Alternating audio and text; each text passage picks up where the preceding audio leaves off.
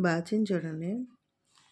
ఎప్పుడైనా మనము వేరే పెట్స్‌ని మన డాగ్‌కి గనక ఏమి వాటికి హాని చేయకుండా వాటికి చూసుకోవాలి అంటే గనక, మనం దగ్గరుండి వాటి దగ్గరికి వెళ్ళేటప్పుడల్లా తప్పు, చిన్నవి అలా చేయొద్దు, ఇలా చెప్తా ఉంటే ఆటోమేటిక్‌గా అవి అలవాటు చేసేసుకుంటది. ఓకే. ఇవి నాతో పాటు ఇంట్లో ఉన్నాయి అని.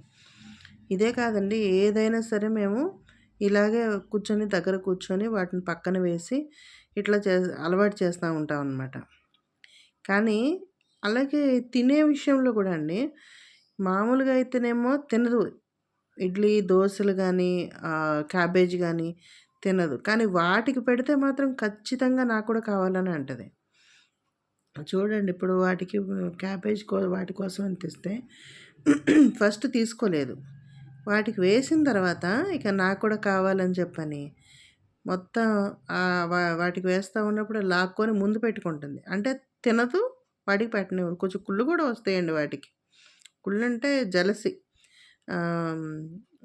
వాటినే బాగా చూస్తున్నారు. కానీ ఇక్కడ చాలా కేర్ తీసుకోవాలండి పెట్స్‌ని.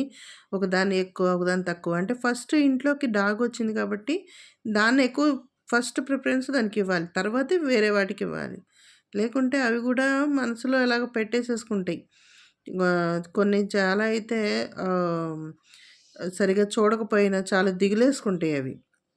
అందులో డాగ్స్ చాలా దిగులేసుకుంటాయి. వేరే వాళ్ళకి ఒకటి మేము అలాగే ఇచ్చేసాము. చూసుకోలేక ఇచ్చేస్తే అది చనిపోయింది. కానీ డాగ్స్ విషయంలో మట్టుకి చాలా కేర్‌ఫుల్‌గా ఉండాలండి. అందుకే మేము ముందు వీడికే ప్రిఫరెన్స్ ఇస్తాం. వీడే వాడి వాడికి ఏం కావాలో వాడు తింటా అంటే ఖచ్చితంగా వాడితో పాటు వీడికి కూడా పెడతాం ఏదైనా సరే. చూడండి, అన్ని క్యాబేజీలు దగ్గర పెట్టుకుంటున్నాడు. తినకపోయినా సరే దగ్గరే పెట్టుకుంటాడు, నాకు కూడా కావాలి అన్నట్టు. ఎప్పుడైనా చాలా జాగ్రత్తగా ఉండాలండి వేరే వేరే వాటిని పెంచేటప్పుడు.